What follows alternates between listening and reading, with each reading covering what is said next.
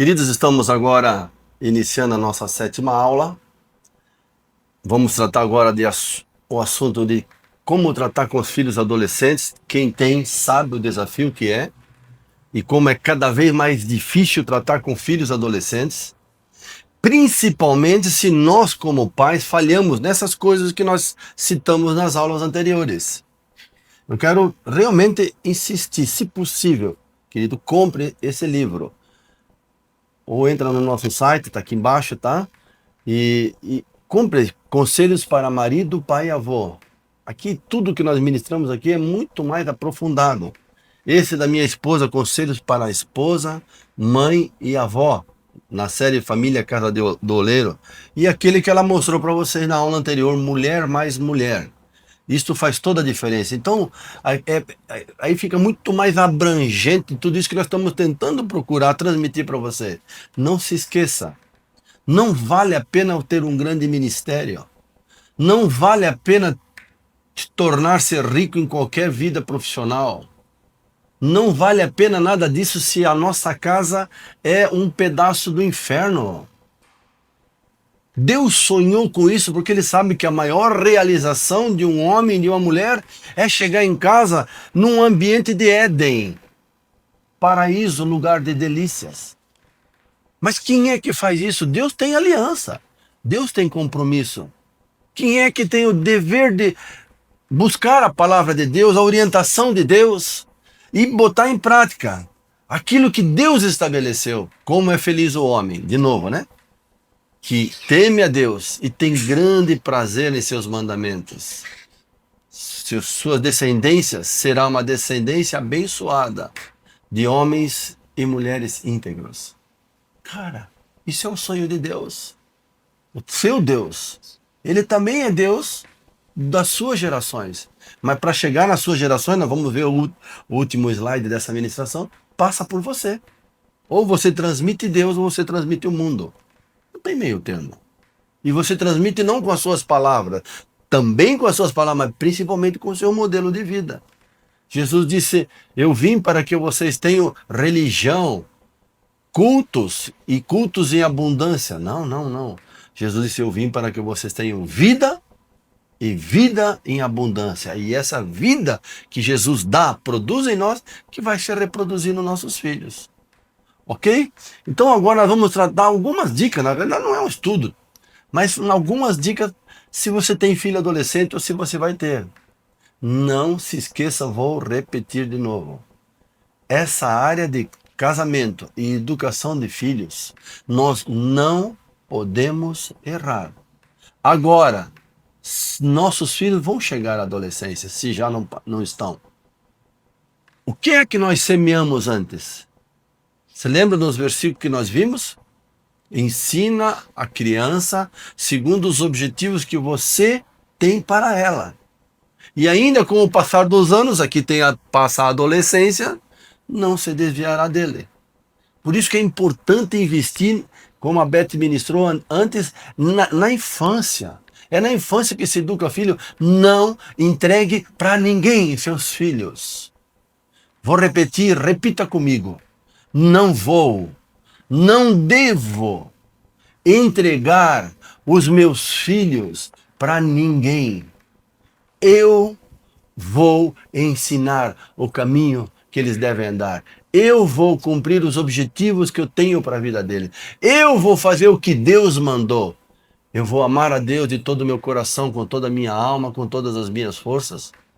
E as palavras que eu tenho recebido de Deus e que eu vou continuar buscando em Deus, essas palavras estarão no meu coração. E eu as inculcarei em meus filhos, andando, sentando com eles, ensinando a palavra, andando pelo caminho, deitando com eles. Quando eles se levantarem, é responsabilidade nossa. Nós vimos na primeira aula, na segunda, Deuteronômio 11. Irmãos, isso define se nós escolhemos a bênção ou a maldição. Para a nossa vida, para o nosso casamento e para o nosso filho, para as nossas gerações, nossos filhos e netos. Deus não vai mudar, querido. O mundo tem mudado, mas Deus não muda. Os céus e a terra passarão muito em breve, Mateus 24. se eu não me engano, ali pelo versículo 32, os céus e a terra passarão, mas a minha palavra não passará. Amém, querido? Então o que nós vamos usar agora, que eu vou compartilhar agora, na realidade são algumas dicas para pais de adolescente. E interessante, minha esposa e eu, junto com o Gustavo, estamos comentando agora. Hoje eu entendo por que Deus permitiu. Primeiro, Deus falou comigo e com a minha esposa que nós não controlássemos os nossos filhos. Que Deus daria filhos no tempo certo, na quantidade certa. E como eu falei, nós tivemos 4 filhos em 5 anos. Os 2 mais velhos são homens, o Giovanni Júnior, o Rafael, depois vieram a Priscila e a Débora Bartira. Quando o Gil, mais velho, tinha 15 anos, a mais nova tinha 10, já era adolescente também. Então eu tive 4 filhos adolescentes, hoje eu entendo isso. Para poder dar algumas dicas para vocês hoje. Irmãos, olha, tá vendo aqui, ó, esse brilho? Parte disso é, como eu falei, né, a minha natureza de cavalo branco que eu perdi, a crina. Quando eu relinchava, brigava com a minha esposa, chutava, era um verdadeiro cavalo. Fui perdendo essa crina e a natureza de cavalo. Mas também com os 4 filhos adolescentes, perdi muito cabelo. Mas aprendi. E essas dicas que eu aprendi, eu quero transmitir para vocês. Não é uma palavra final. Jaime Kemp tem uns livros próprios para filhos adolescentes. James Dobson também nos ajudaram muito nessa fase, com livros tremendos. Mas eu quero compartilhar contigo algumas dicas que eu sei que vão ajudar se você tem ou se você vai ter filho adolescente. Olha, presta muita atenção. Primeira coisa, entender que o filho está passando por uma fase de transição. Da infância, ele era criança, para a fase adulta. Já vou ver mais na frente, ele não é mais criança, mas também não é adulto. Ele acha que é adulto, mas outras vezes ele quer ser criança. Essa fase varia entre 5 a 7 anos, mais ou menos, vamos dizer dos 12 aos 17, ou dos 10 hoje aos 17, 18 anos. Mas ela é uma fase. Quando a gente ministra, nós ministramos muitos congressos, seminários, conferências de família, mas também ministramos em algumas igrejas para adolescentes e para jovens. E quando nós ministramos para adolescentes, quando eu ministro com eles, temos assim uns temas tremendos para abordar com adolescentes. Aí eu sempre digo para eles, não se esqueçam, queridos, vocês estão passando uma fase. Só que é uma fase turbulenta, é uma fase que você tem vontade de fazer coisas que você nunca imaginou que ia fazer. Mas vem, a galera te pressiona a fazer nessa fase, tomar decisões que podem transformar essa fase e o resto da sua vida, eu digo para ele, numa... Você está pensando o que é isso? A fase, na fase da adolescência, é que muitos filhos tomam decisões e vão para o mundo e transformam a sua vida, o seu futuro e a sua família numa fezes. Essa fase pode se transformar na vida sua, porque você participa da vida do seu filho, numa fezes. Por isso é muita responsabilidade. Que nessa fase ele já tenha, como a Beth falou, uma estrutura emocional, o tanque emocional cheio, porque o pai e a mãe não se dedicaram mais à profissão e ao ministério do que aos filhos. Irmãos, isso o preço é muito alto. Então, primeira coisa, entender que é uma fase. Seu filho não é aquilo que ele aparenta nessa fase, mas ele passa por essa fase para chegar depois à fase adulta, que a Beth vai ministrar depois. Nessa fase, tá? Há uma falta de identidade. Ora, eles são tratados e se comportam como crianças. Ora, eles são cobrados, nós cobramos deles, ou eles querem ser como adultos. Com certeza, se você tem ou teve filho adolescente, você já ouviu aquilo. Ah, pai, mas eu agora já sou grande. Eu não sou mais criança. E outras horas eles se cobram para aquela atenção, aquele cuidado, aquele carinho de criança. Interessante isso, né? Agora você, como pai, precisa entender isso. Eles próprios não têm identidade. Eu dizia para os meus filhos, quando começaram a entrar na adolescência, eu dizia, e nos meus, eu vou falar à frente, momento de ira, né? Eu dizia, filho, o pai não sabe, eu nunca tive filho adolescente. Eu não sei como tratar com vocês, porque eu nunca tive filho adolescente, eu estou aprendendo com vocês. Por favor, me ajudem. Eu posso estar errando e devo estar errando, me ajudem. E aí aquilo que eu falei, que a gente fazia, como a Beth falou, nas noites da família, que tínhamos semanalmente, esporadicamente, cada 2, 3, 4 meses, numa dessas noites da família, ou dia da família, nós tiramos aquilo que nós chamamos da hora da verdade. Desde os filhos pequenininhos, tudo isso a gente explica nos livros. E nessa hora da verdade, fazíamos um semicírculo, eu sentava na frente de todos eles e perguntava, o que é que o papai tem feito que entristece vocês? O que é que o papai tem agido que não é a imagem de Jesus? E aí, meu irmão, no começo tem que ter um caderno de 100 folhas daquele universitário. Porque eles começam a falar e desabafar os seus sentimentos. Isso aumenta o diálogo e chega nessa fase, a gente tem esse diálogo com eles. Depois sentava a Beth, depois sentava o Gil, depois sentava o Rafa, depois a Priscila e todos os outros cooperavam. Falando, não no momento de uma briga, porque você é isso, você é aquilo. Não, não. Naquele momento de paz, de alegria, de comunhão em família, de um tempo de qualidade em família, que todo mundo podia expor o seu sentimento a respeito de todos, principalmente de mim. E aí Deus usou muito meus filhos e minha esposa para mim me entender e ver o quanto estava distante de um verdadeiro testemunho de Jesus. Mas Deus foi operando e chegou nessa fase. Aí é que a gente vai ver que tudo isso acaba aflorando, para o bem ou para o mal. Mas vem, eles não sabem se são adultos, o corpo deles, eu explicava para meus filhos, teu corpo cresceu, filho. Eu explicava para minhas filhas, você está criando seio agora. Talvez já está até na menstruação, mas o teu corpo cresce mais rápido do que a maturidade, do que a sabedoria, que é só o tempo, os anos vão ensinando. Então, filho, não acha que você já sabe tudo. Tudo isso a gente tem que entender primeiro para depois poder ajudar. Ok? O que a gente está tentando é compartilhar isso com você. Terceira dica.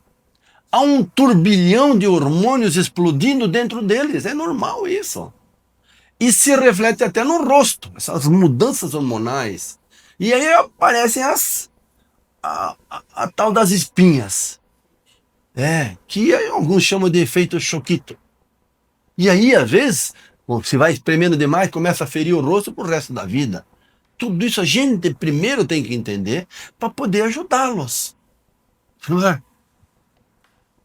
Daqui a pouco está o rosto, parece o mapa da lua.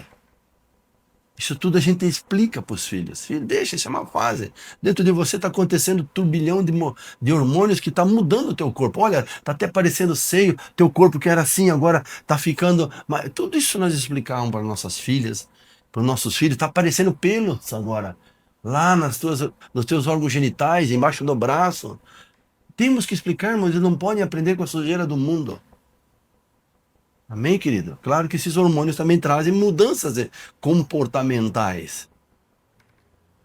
O seu corpo passa por transformações. Fica desengonçado no começo, às vezes perna longa, entende? Às vezes o corpo todo fininho, parece uma tábua, não tem radiador, né? Pouco seio, a menina fica toda preocupada. A gente tem que entender essas coisas para poder compartilhar com eles, ajudá-los. Há mudança na voz. Agora o filho começa a mudar de voz. O pai diz, tá virando gay. Não, meu irmão. Vai virar bi. Olha a maldição, calma. Entenda isso. Compartilhe. Aliás, o bom quando nós pais falamos antes. As nossas filhas, quando elas começaram a entrar nessa fase, que ainda não chegou a menstruação, nós preparamos festa. Para o dia que viesse a menstruação delas, era uma festa em casa. Ela ficou moça. Por que guardar essas coisas para os outros ensinarem de uma maneira suja? Os nossos filhos a mesma coisa. Claro que eles não menstruaram, né? Os meninos, né? Mas a gente ensinava todas aquelas coisas que vinham, filho, olha, lá na escola, gente vai querer mexer no teu piu-piu, tirar roupa. Cuidado, não deixa ninguém tocar em você. Agora você já não é mais menino, já está um rapaz. Agora você não é mais menino. Eu explicava para minhas filhas isso. Eu dizia para elas, né? Para Priscila e para Débora Bartira, Filhas, olha, o corpo de você está passando por transformações. Agora está aparecendo seio, teu corpo começando a ficar mais em forma de violão. Agora muitos meninos e homens, até homens casados, não olham mais para vocês como criança. Eles olham para vocês como uma laranja. Ai, pai, por que como laranja?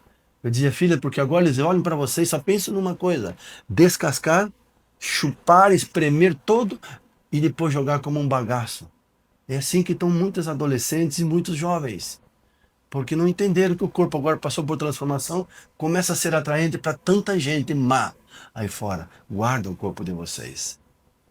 Cara, quem tem que fazer isso? Os pais. Você. Ok? Quinta, recebem um bombardeio de imagens impostas pela mídia de corpos perfeitos. Que nem o meu, assim, né? Perfeitos, esbeltos, musculaturas assim bem definidas, rostos maravilhosos, nem sabe que ali tem até massa de corrida de parede, né? Que influenciam mais fortemente ainda a autoimagem, que já é baixa na adolescência. Então nós temos até que cuidar com isso. Como é que nós comentamos de artistas, desses exponentes, né? Ou expoentes da mídia? Olha que mulher linda! E a menina diz, eu tô feia. Ah! Ou fala pro rapaz, olha aqui, ó, Arnold Schwarzenegger ali, ó. E o menino todo desmilinguido. Não, irmão. Não é o corpo que define a pessoa. É o que ela é por dentro. Ensina isso para seus filhos. Eu ensinei. Neste período, o seu tanque emocional, que a Beth explicou bem, que todas aquelas coisas que tu vai fazendo desde criança, vai enchendo o tanque emocional, ela se sente amada, aceita, tem afeto, tem disciplina, tem tudo junto. O tanque emocional dela está cheio, mas nesse período, o seu tanque emocional deverá ser abastecido com tempo dedicado para diálogos. Até aí nós comandamos muitos filhos, mas chega aí, é uma fase que nós temos que ouvi-los. Ouvir o que eles sentem, o que eles pensam. Muita coisa a gente sabe que não dá para a gente caminhar com eles, mas é importante ouvi-lo. É tempo para diálogo, estímulos, encorajamento. É um tempo de compreensão e amor maior do que todos. Sair juntos frequentemente com o filho adolescente, individualmente, ou até com 2 ou 3. Eu falei, desde criança eu tinha um dia por semana que eu saía com um dos filhos. Como tivemos 4 filhos, então todo mês eu saía com um. Cada semana eu saía com um. Como são 4 semanas, dava um ciclo. Eles sabiam que aquele dia, aquela hora, o pai era só deles, a mãe era só deles. A Beth também fazia isso. Por causa dessas coisas, por tanque emocional. É essencial nessa fase tirar um tempo, ouvi-los, mas não para criticar, irmão. Dizer como eu dizia, filhos, eu não consigo te entender. Eu nunca tive filho adolescente, eu estou aprendendo com vocês. Vamos aprender juntos como lidar com essa fase. O Senhor já tem materiais ricos, nós estamos tentando passar alguma coisa, tá? Pode com certeza errar muito menos que a gente. Mas esse tempo, junto com ele, é para ouvir, orientar em amor e amizade. Irmãos, quando eles começam a ter aquele sentimento, aquela apaixonite aguda, essa é a hora do pai e a mãe serem os melhores amigos. Aquilo que eu falei para vocês. Temos ouvido isso dos nossos filhos. Nos nossos livros sempre tem declaração dos nossos filhos. No final, anexo. Eu pedi a filhos, escrevam das experiências de vocês em casa. Nesse livro da Beth aqui, Mulher mais Mulher, quem fez a apresentação fui eu mesmo. Eu escrevi sobre quem é essa mulher que escreve esse livro. Eu sou o maior abençoado por Deus. Mas eu pedi para os filhos escreverem também aqui, ó, nas orelhas do livro. Eles escreveram o que eles pensam, o que eles sentem da mãe. E aqui as 2 meninas. Não tem preço que pague, irmãos. O respeito, a honra que os filhos têm pela gente, a gratidão por aquilo que, mesmo que a gente tenha errado, mas procurou acertar em Deus. Ok, querido? Vamos lá. A 7ª dica, só deixa eu ver se eu fiz certo aqui. A 7ª dica. Liberdade deve ser dada. Presta muita atenção. Aqui muitos pais erram. Nos 2 extremos. Deve ser, mas a liberdade deve ser vigiada. E nunca deixá-los impor as suas vontades, seus confrontos, os seus questionamentos, as suas revoltas, rebeliões. É como o exemplo da pipa, você lembra? Se tu solta a pipa um pouquinho, se tu soltar de vez, ela... É isso que muitos pais perdem os filhos.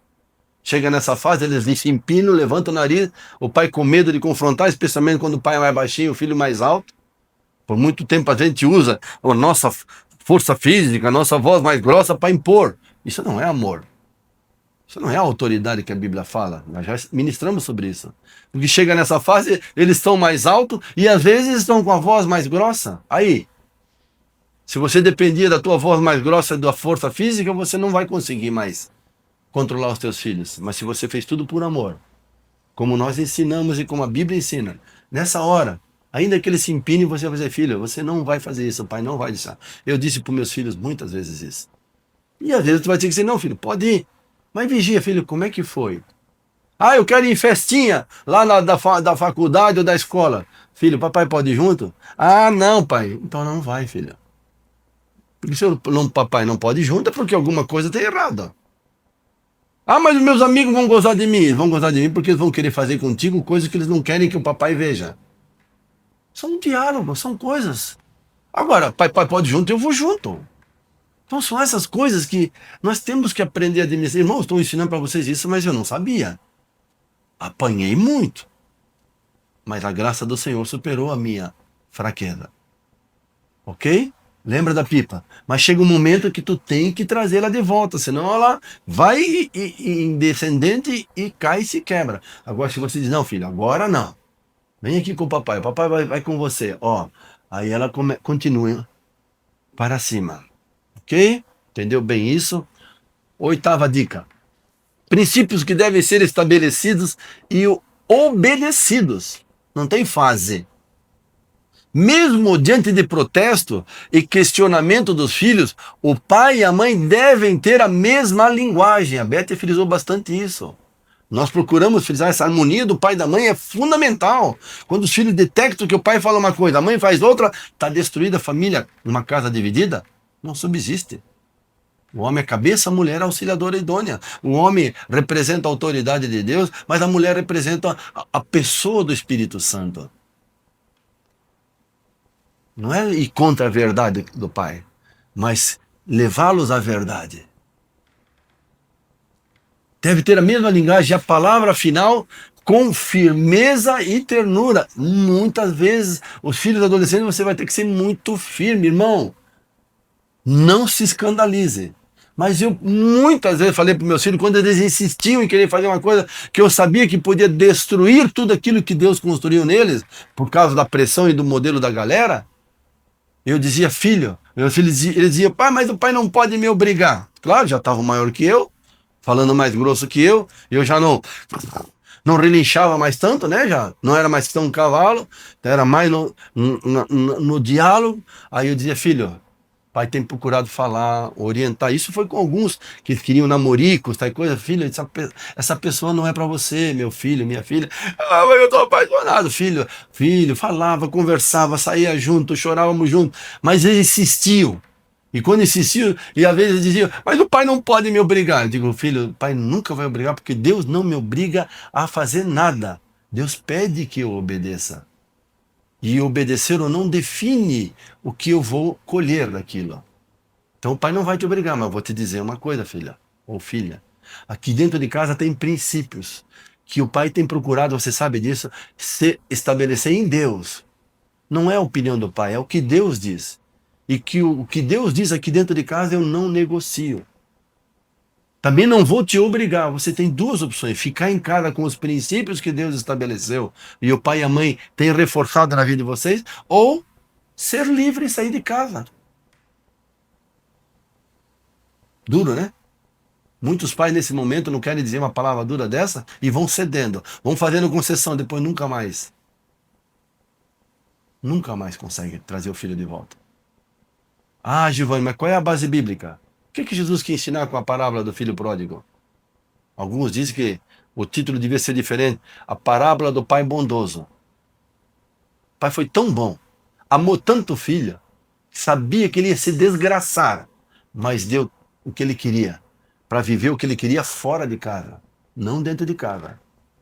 Lá fora, comendo a comida dos porcos, ele caiu em si e disse: pequei contra os céus. Olha a consciência de Deus. E pequei contra meu pai. Olha como o pai representa Deus. Já sei o que vou fazer. Vou voltar e vou dizer para o meu pai: pequei contra o céu. Como ele entendeu que o pai estava representando Deus? E pequei contra você, papai. Não sou mais digno de ser teu filho. Eu quero ser um servo. Você sabe o que o papai fez, né? Botou manto, anel, fez uma grande festa. Muitos filhos, muitos pais estão perdendo seus filhos porque não querem ser a imagem de Deus. Fazem concessão para o pecado dentro de casa. Deixa o filho namorar de qualquer jeito. A próxima aula nós vamos deixar preparado sobre isso, imoralidade sexual, nessa geração. E vão fazendo concessão. Depois perdem os filhos e esses provavelmente nunca mais voltem. Porque não defenderam a palavra de Deus, os princípios de Deus. Amém, querido? É dura essa palavra, né?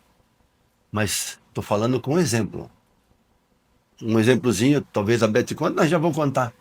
O nosso Rafael, que sempre foi o mais difícil, mais forte, né? Que hoje é missionário na África, ele tinha 12 anos de idade. Eu não estava em casa, eu viajava muito na minha profissão e aí ele quis impor em casa, com 12 anos. A mãe disse: filho, a mãe falou que não, porque o pai estabeleceu isso aqui em casa. A mãe não vai mudar o que o pai falou.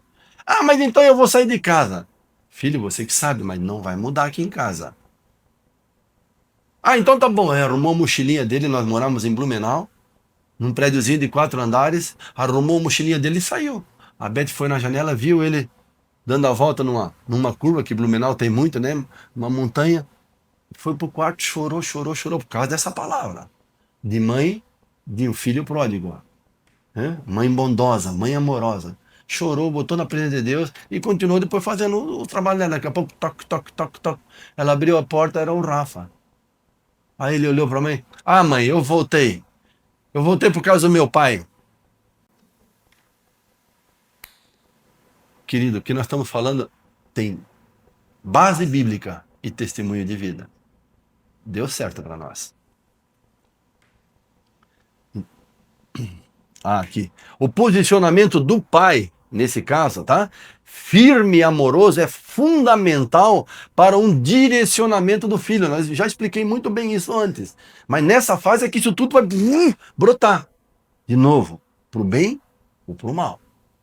Para transformar a vida do seu filho numa fase que vai tornar um adulto maduro ou numa... Você sabe.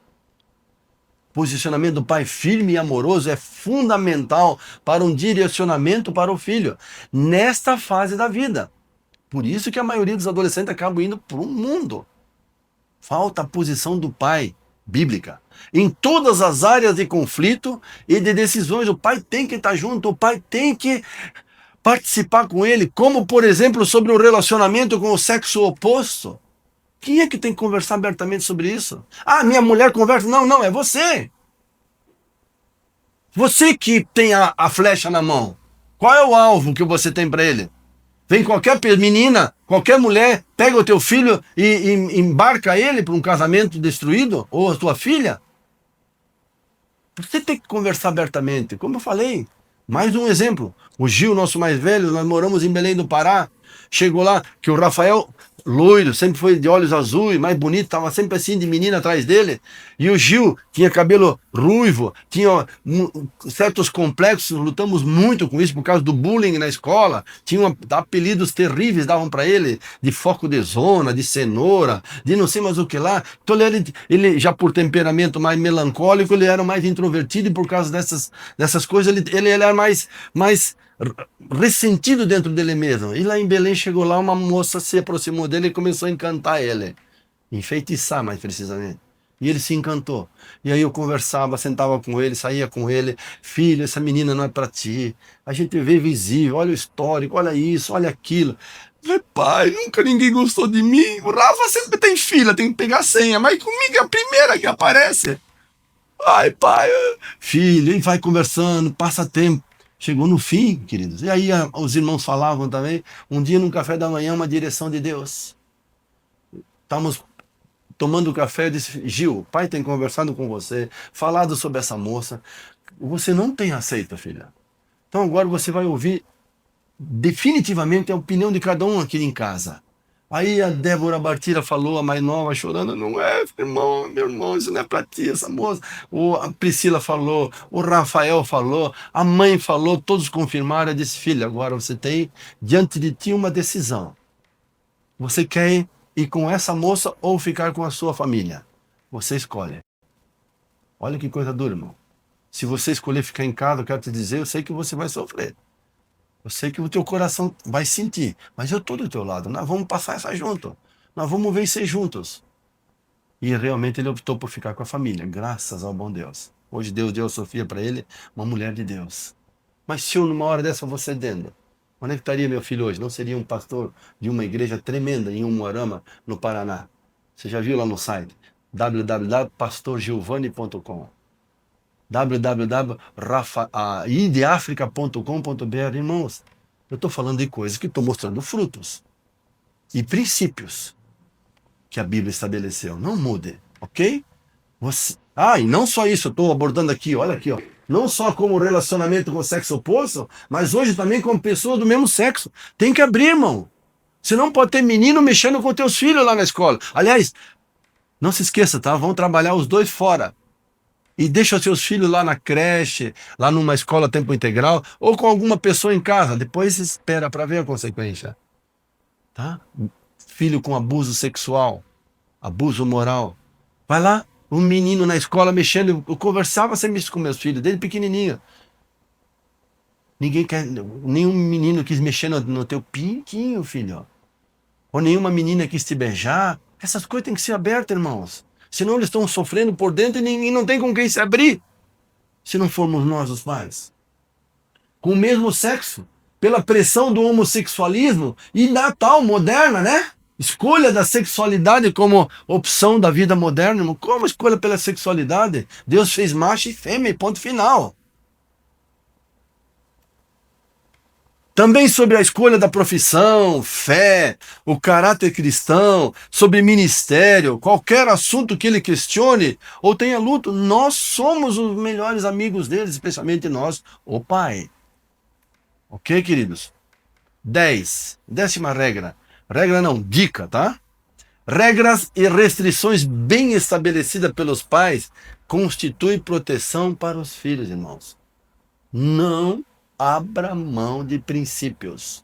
A próxima aula nós deveremos dar uma ministração sobre a imoralidade. Vamos mais a fundo nisso.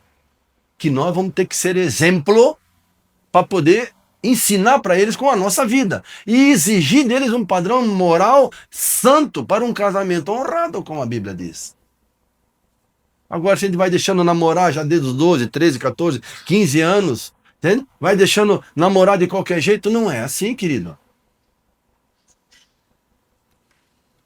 A disciplina poderá ser aplicada, não mais talvez com vara, mas tirando privilégios, por exemplo, como computador, game. Filho, você vai ficar uma semana sem computador, uma semana sem game, dói mais para ele do que vara. TV, cinema, coisas que eles gostam como forma de repreensão e correção, mas não abra mão da correção e disciplina, irmão. Não deixa o barco correr, você nunca mais vai segurar e vai cair na cachoeira. A vida e o futuro que Deus tem planejado para o teu filho. 11ª dica. Aprenda a se comunicar com o seu filho, principalmente ouvindo. Diga comigo, ouvindo. Mexe na tua orelha aqui, ó. Tu tem duas para ouvir e uma boca para falar. Fala menos, ouça mais os seus filhos, a sua esposa, o seu marido. Se você é pastor, as suas ovelhas. Nós sempre temos alguma coisa para ensinar. Aprenda a se comunicar com o seu filho, principalmente ouvindo, pois às vezes seus posicionamentos e conflitos nos levam à ira. Eu sei o que é isso, irmão. E podemos com isso feri-los e distanciá-los de nós e empurrá-los para as más companhias. As frustrações que levam tantos adolescentes para a droga, promiscuidade e transformar essa fase numa desgraça. Irmãos, esse é o momento que mais precisa. E ser sincero como eu era com meus filhos. Filho, eu não sei como tratar esse assunto. Eu não sei como tratar contigo. Filho, eu quero aprender, vamos aprender junto, mas vamos estar junto. Fala o que tu sentes, por favor, o pai quer te entender. Eu sei que tu também não entende o pai, porque nem o pai se entende. Mas eu quero acertar. Eu quero cuidar da sua vida, eu quero te apresentar para Deus como um verdadeiro filho de Deus. Eu tenho algo para você, filho, como Deus tem. Nesses momentos de ira, irmão, que eu tive muitas, lembre-se sempre de Tiago 1, 19 e 20, que nós já lemos. Tá? Meus amados irmãos, tenham isso em mente. Sejam todos prontos para ouvir, 2 ouvidos, tardios para falar, uma boca só fala menos, a metade do que você ouve, e tardios para irar-se, pois a ira do homem não produz a justiça de Deus, irmão, por experiência própria. 4 filhos adolescentes ao mesmo tempo, irmão, faz cair cabelo de qualquer um. E um homem que já era cavalo, imagina que tratamento Deus deu. Por isso que eu boto nesses livros Família, Casa do Oleiro. É onde eu entendi que Deus queria me moldar. Em primeiro lugar, eu preciso ser moldado por Deus. E Deus usa a minha família, minha esposa, meus filhos para me moldar, para me tornar um homem manso. Porque tem momentos com o filho adolescente que a gente tem vontade de pegar eles pelos colarinhos e pendurar numa parede, meu irmão. Ou pegar pelo fundilho e jogar lá do 10º andar. Tem esse momento de ira, irmão. Parece que tudo que a gente ensinou, fez, não vale mais nada. Vale o que os amigos dizem. Não, irmão. Nesse momento, lembre-se de Tiago 1,19. Chama ele. Filho, o que está acontecendo? O que o papai tem errado? A mamãe? Nós queremos acertar. Vamos acertar juntos. Eu sei que você não me entende. Eu sei que eu também não te entendo. Mas vamos conversar, vamos trocar ideia. Vamos acertar. Porque Deus nos ligou, nós temos um projeto juntos. Eu e minha casa. Serviremos ao Senhor. Yes! Glória a Deus. E o último. Aliás, se você se irar e feri-lo, faça como eu, tá? E use a orientação de Efésios 4, 26 e 27. A Bíblia diz, irai-vos e não pequeis, nesse texto. Não se ponha o sol sobre a vossa ira. Não deis lugar ao diabo. Volto a dizer, fui um homem muito irado, mas nunca deixei terminar um dia sem pedir perdão para minha esposa e para os meus filhos. Nunca, irmão. O Espírito Santo, minha esposa, meus filhos são testemunhos. Eles escrevem no livro, como o pai. Muitas vezes. Me lembro uma vez na adolescência, o Gil, os 4 adolescentes, me enfrentou, não sei se ele tinha 16 anos provavelmente, e eu num acesso de ira dei-lhe um tapa no rosto do meu mais velho. No mesmo momento eu caí de joelho aos pés dele. Já veio aquele peso desse versículo, né? Irai-vos e não pequeis. E já caí aos pés dele e disse, filho, perdoa, o papai te bateu com ira. A ira do homem não produz a justiça de Deus, me perdoa. Não se põe o sol, não deixa terminar o dia. Ali foi instantâneo. Depois ele caiu de joelho também, pai, me perdoa, eu sei que eu provoquei a ira no pai, me perdoa. Aí já veio o Rafael, veio a Priscila, veio a Débora Martira, veio a Beth, e nós todos os 6 prostrados, chorando, Deus ajuda-nos. Nós queremos ser uma família abençoada e abençoadora. Choramos junto, tenho certeza que foi o culto mais lindo que nós fizemos na nossa casa.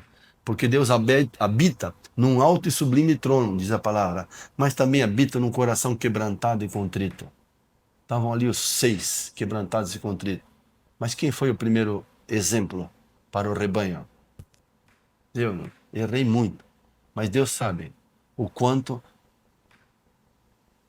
Deus me levou a quebrantamento e a humilhação. E eu louvo a Deus por isso. E a 12ª, dê tempo de qualidade para ele ou para ela, para o seu filho, para a sua filha adolescente. Saia semanalmente com ele. Volto a dizer, comece isso já na infância. Ou regularmente, cada 15 dias, mas não deixa passar muito tempo, senão vão encher a cabeça dele de lixo, depois para tirar é bem mais difícil. E com ele vai com ele para um passeio, tomar um sorvete, uma pescaria, vai num vínculo de amizade, vai de mão dada. Nessa fase eles não gostam muito que a gente anda de mão dada. Vão achar que nós somos gays, né? Vão bater em nós, né? Ou vão achar que Especialmente eu que sou tão bonitão assim, né? Vão achar que o senhor é meu namorado? Ah, graça e paz, né, meu irmão? Mas essas coisas que eles vão tendo, mas quando eles veem que nós insistimos em amá-los, em estar perto deles, irmão, não tem. Ninguém vai tirá-los de perto de nós. E interesse por sua vida. É nesses momentos que você abre o coração. Fala da tua própria adolescência, irmão, fala dos erros, as atitudes que você tomou na adolescência, o quanto isso te custou caro. Seja o melhor amigo do seu filho, desde criança, mas principalmente na adolescência. Em nome de Jesus. E não se esqueça, seu filho, criança, adolescente ou adulto, como a Beth vai ministrar agora, eles são o quê? Herança do Senhor. E é o que Deus espera de nós, irmão. Deus não quer a casa que nós construímos, o grande ministério. Não, não. Deus quer os nossos filhos. O maior tesouro que nós podemos dar para Deus aqui na terra é a herança que Deus pede de nós. Amém, querido? Agora minha esposa preciosa vai ministrar sobre filhos casados e relacionamento entre irmãos. Olá, queridos. Nós vamos agora falar sobre relacionamento dos pais com filhos casados. Essa é uma nova fase da vida dos nossos filhos. Nós precisamos compreender para não errar, certo? Aos filhos casados, nós como pais devemos dar a oportunidade deles viver a sua própria vida sem interferência nossa. Lembra que eu falei sobre a mãe águia, que fica olhando só de longe o seu filho? Eles sabem que quando precisarem, tem como contar. Principalmente porque nós pais devemos ser os maiores intercessores na vida deles. Mas não devemos ter uma interferência direta, né? Os pais devem, desde cedo, aprender a liberar os filhos para a idade adulta. Desde a vida intrauterina, nós liberamos o filho para o nascimento, depois as mamadas, depois das mamadas para a mamadeira, da mamadeira para a alimentação sólida, depois os primeiros passinhos, né? E assim, progressivamente, nós vamos liberando nossos filhos, depois para a escola, mais tarde para algum curso, alguma habilidade, e depois para a vida profissional, casamento. Então, desde pequenininho, não devemos ter aquele amor possessivo, sempre tendo na nossa mente que nós estamos criando filhos para Deus e prepará-los para esse mundo em que vivemos, né? Então, ao se casar, a palavra lá em Gênesis 2:24 diz que o homem deve deixar pai e mãe.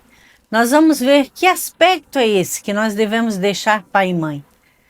Não significa que vamos abandonar nossos pais, não significa que não vamos amá-los nem honrá-los. Não, ao contrário. Vamos amá-los, honrá-los, só que cortar o cordão umbilical. E esse corte do cordão umbilical é muito mais difícil para as mulheres. Por isso nós temos que preparar nossas filhas para quando chegar esse momento do casamento. Que as filhas têm uma tendência, por a mulher ser mais emoção, serem mais ligadas aos pais. Então, deixar pai e mãe significa que devemos deixá-lo fisicamente. Isso é, sair de perto da marcação, da cobrança, da obediência, de estar todo dia na casa do papai, da mamãe. Nós temos que ter a consciência, o filho tem que ter a consciência que aquela casa não lhe pertence mais.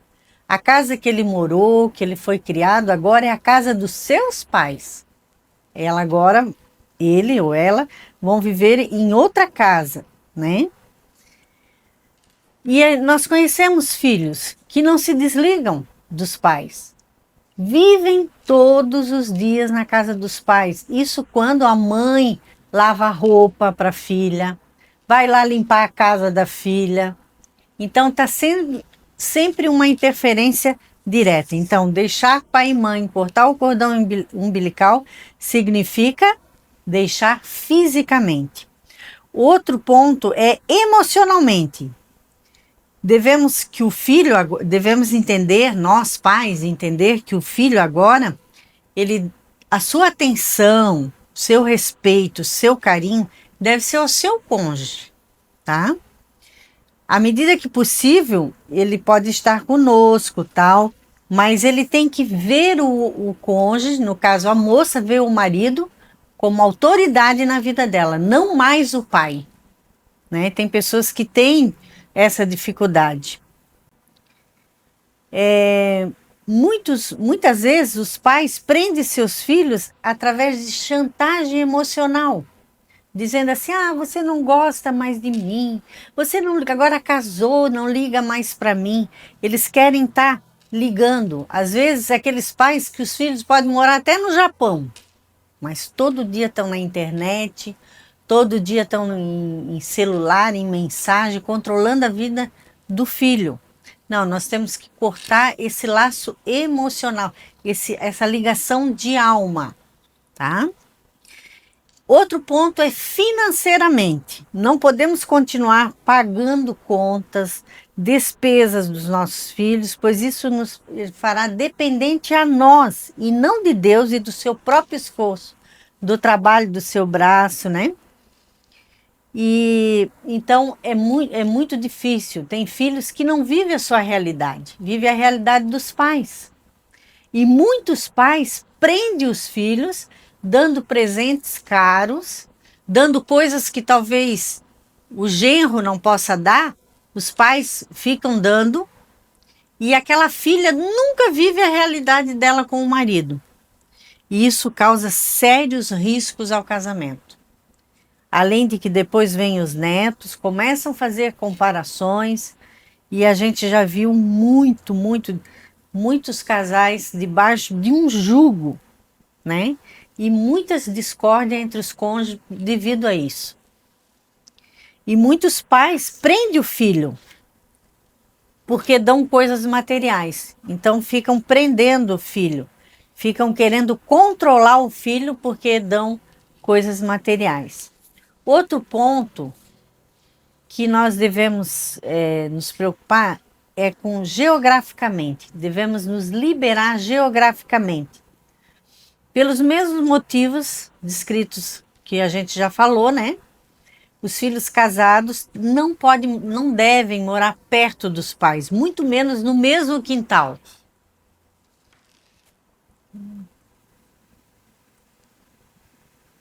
Esqueci.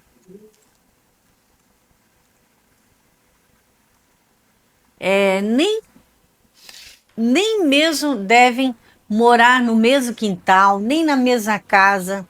Se possível, até muito longe, se for na mesma cidade, ou até longe da própria cidade, né? Porque isso os coloca no controle e vigilância do novo casal e da família, não dando liberdade para eles viver as suas próprias experiências, de conquistarem seus próprios padrões e estilo de vida em Deus. Então, repetindo, deixar pai e mãe, né? Significa cortar o cordão umbilical fisicamente, emocionalmente, financeiramente e geograficamente. Esses 4 pontos são importantíssimos na vida do novo casal, tá? Nós pais também devemos saber esperar eles aprenderem e amadurecerem no sofrimento. Não podemos ser aqueles super pais e super mães, né? Que querem controlar, que querem evitar que o filho sofra. Mas nós devemos esperar esse amadurecimento. E, consequentemente, o amadurecimento vem pelo sofrimento. Então, nós precisamos, como pais, saber esperar. Isso está lá em Tiago. Tiago 1. É que eu tinha deixado marcado. Tá, vai. Ah, eu tenho que cortar esse aqui. Que eu tinha colocado aqui.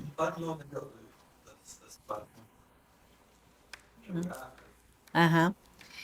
Então, vamos repetir, então, resumidamente, o que é deixar pai e mãe, né? Em Gênesis 2, 24. significa cortar o cordão umbilical com os nossos pais. Fisicamente, quer dizer, não morar, não considerar mais a casa dos pais como minha.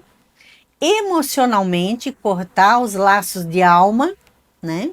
Financeiramente, não mais depender economicamente, que os nossos pais paguem as nossas contas ou coisa assim. E geograficamente, não morar perto do pai, nem na mesma casa, nem no mesmo terreno. Se for na mesma cidade, longe, né? E nós, pais, nós devemos esperar eles aprenderem e amadurecerem no sofrimento. Porque às vezes, para nós, pais, parece que aquele filho, aquela filha é sempre aquela criancinha. Ah, ele não sabe, ele não entende, mas não. Deixa ele crescer, deixa ele amadurecer. Talvez ele dê algumas cabeçadas, né? Mas o amadurecimento vem pelo sofrimento. Como está lá em Tiago 1, 2-7, diz assim: Meus irmãos, considerem motivo de grande alegria o fato de passarem por diversas provações, pois vocês sabem que a prova da sua fé produz perseverança, e a perseverança deve ter ação completa, a fim de que vocês sejam maduros e íntegros, sem lhes faltar coisa alguma.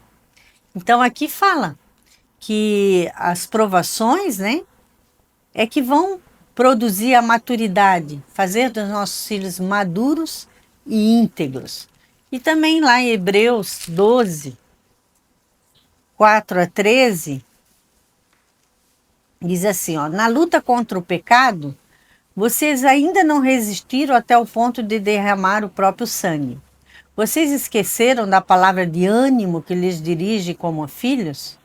Filho meu, não despreze a disciplina do Senhor, nem se magoe com a sua repreensão, pois o Senhor disciplina quem ama e castiga todo aquele a quem aceita por filho. Suportem as dificuldades, recebendo-as como disciplina. Deus os trata como filhos.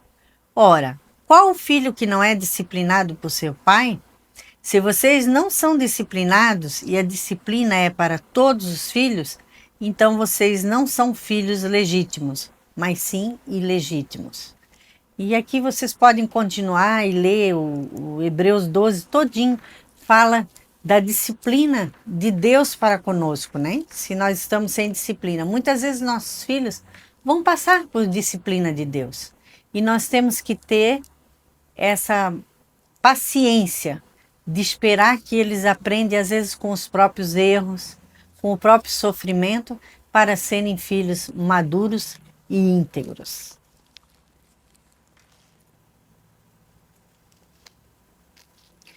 Agora nós vamos ver sobre relacionamento entre irmãos.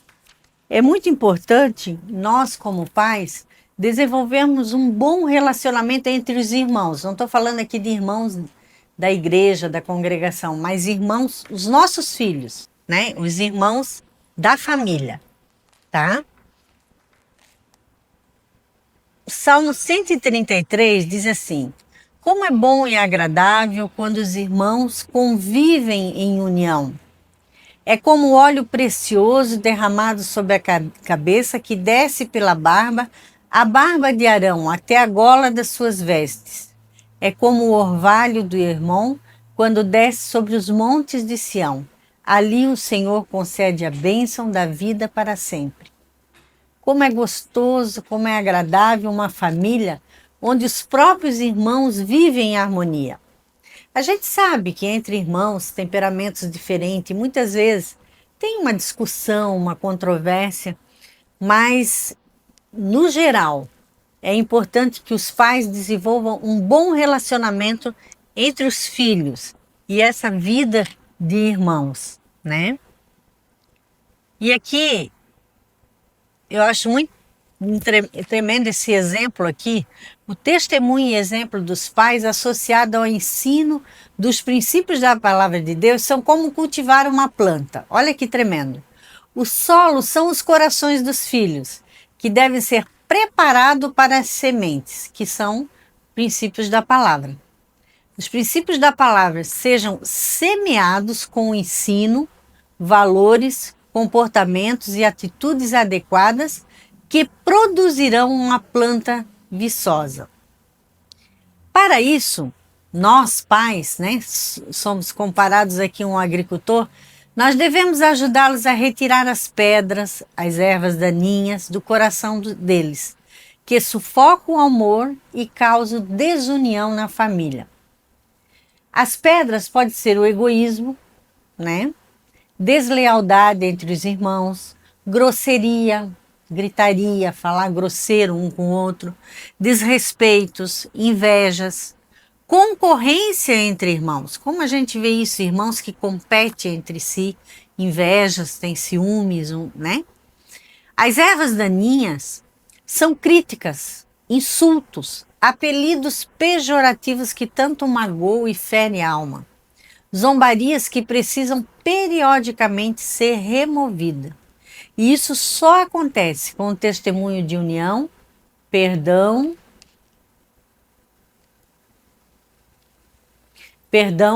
amor e ajuda mútua entre os pais. Que tremendo, amados! Comparar os pais como verdadeiros agricultores que estão plantando algo, estão cultivando as plantinhas, que são os filhos, né? Então, tirando essas coisinhas, usando os próprios princípios da palavra. Lembra que eu falei sobre nós, a importância de nós pastorearmos o coração dos nossos filhos? E como é que nós vamos pastorear? Com princípios do mundo? Não, com valores e princípios bíblicos. Então, quando há uma briga, uma discórdia, sempre, filho, como Jesus faria no seu lugar? Perdoa seu irmão, perdoa sua irmã, não pague mal com mal, vamos respeitar, tudo usando a própria palavra. E aqui, na própria Bíblia, nós vemos alguns exemplos, né? De irmãos que agiram mal, né? A gente vê o caso de Esaú e Jacó, os irmãos de José, tudo filhos que procederam mal e não houve uma correção dos pais, né? E então, no meu livro aqui, Mulher Mais Mulher, eu dou algumas dicas para os pais desenvolver um bom relacionamento entre irmãos. Entre elas, por exemplo, lembrar e enfatizar que poderão ter muitos amigos, mas irmãos e irmãs são os melhores que terão para sempre. Quando eles brigarem, lembrar que irmãos ou amigos cristãos podem discordar, mas sempre estarão em busca da paz. Procurar sempre incentivá-los à reconciliação, sempre com abraços e aperto de mão. Nunca terminar o dia sem a paz entre eles, para não darem lugar ao diabo, como está em Efésios 4, 26 e 27. Encoraje seus filhos a reconhecer o valor e as qualidades do irmão, com elogios sinceros, a apreciar o seu irmão, né? Ensine-os a pedirem perdão, principalmente com seu exemplo, é claro. Ensine-os a servirem e a repartirem um com os outros. Encoraje-os a serem sensíveis às necessidades do outro, desenvolvendo a compaixão, uma das características do caráter de Cristo para conosco. Então é interessante até fazer um teste. Compre um pacote de salgadinho, dê na mão de um filho e diga, filho, agora reparta com seus irmãos, ensinando ele a partilha, ensinar a ter compaixão, a servir os irmãos. Ensine-os a alegrarem-se quando um irmão é honrado, como, por exemplo, no aniversário, ou quando ele recebe algum elogio ou prêmio, seja em casa ou fora de casa. Quando competirem em algum jogo, ensine honestidade, a jogar limpo, a estarem dispostos a perder e apertar a mão do vencedor. Ensine a ser o guardador ou tutor do seu irmão. Quando tiverem necessidade, saberão que podem contar com seu irmão. Que tremendo isso aqui. Ocasionalmente, dê oportunidade para cada membro da família se expressar e dizer o que realmente aprecia um no outro e incentivar o que precisa ser melhorado. Como o Giovanni já falou, nós fazíamos muito isso na nossa Hora da Verdade, onde cada um tinha chance de falar o que pensava sobre o outro, o que cada um deveria mudar, o que estava mais parecido com Jesus e o que deveríamos aperfeiçoar como família. Use frequentemente as frases: eu lhe amo, filho. Você é importante para mim. Eu errei. Me perdoe. Mesmo que você nunca teve isso em sua família, agora você é uma nova criatura. As coisas velhas se passaram e tudo se fez novo. Mude constantemente o vocabulário da família com palavras de amor, de força e de ânimo. Amados, e para concluir, né?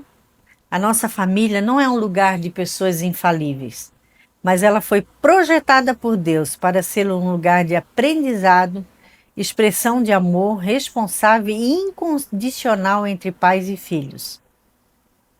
Antes de fazer boas obras aos outros, primeiro, cuide da sua própria família, como nós já falamos e repetimos em 1 Timóteo 5:8. Se alguém não tem cuidado dos seus parentes, e especialmente da sua própria família, tem negado a fé e é pior que o descrente. Vale a pena, gente. Nós podemos dizer com nossa própria experiência, investir o melhor do nosso tempo, do nosso amor, da nossa vida, do nosso casamento com os nossos filhos, com a nossa família, pois isso é a maior prova de fé de que somos mulher mais mulher, verdadeiras mulheres crentes e filhas de Deus. Vá em frente, minha querida, meu querido. Os frutos virão e você colherá com grande alegria e em paz. Seu lar será um pedacinho do céu. Eu gostaria agora de fazer uma oração. Senhor, nós te louvamos, Senhor, por essas aulas, te damos graças, Senhor, porque muitas pessoas que estão nesse momento conectado com essas aulas terão oportunidade de aprender ou até mesmo de aperfeiçoar os ensinamentos, os aprendizados, os valores que tem aplicado à sua família. Senhor, eu peço, Senhor, que esse irmão, essa irmã que está ouvindo agora, que ela possa, a família dela possa fazer a diferença nesse mundo e que essa família venha expressar a glória do Senhor. Eu profetizo que essa família, representada por esse irmão, por essa irmã, será um exemplo, um referencial nesse mundo que tanto necessita ver Cristo. Que eles possam ver nessa família a presença de Jesus. Talvez as pessoas não vão ler o Evangelho, mas verão o Evangelho nessa família representada por esse irmão, por essa irmã. Pai, eu te dou graça, Senhor, por esse tempo e te peço que o Espírito Santo venha vivificar, tornar vida todos os ensinamentos que foram dados aqui e pela tua palavra. Nós te damos graça, Senhor, porque o Senhor zela pela sua palavra para fazê-la cumprir. Por isso nós temos certeza, não precisamos temer, não precisamos ter medo de ter filhos nesses dias, porque o Senhor é o nosso respaldo, é a nossa esperança. Te louvamos, ó Pai, e te agradecemos em nome de Jesus. Amém.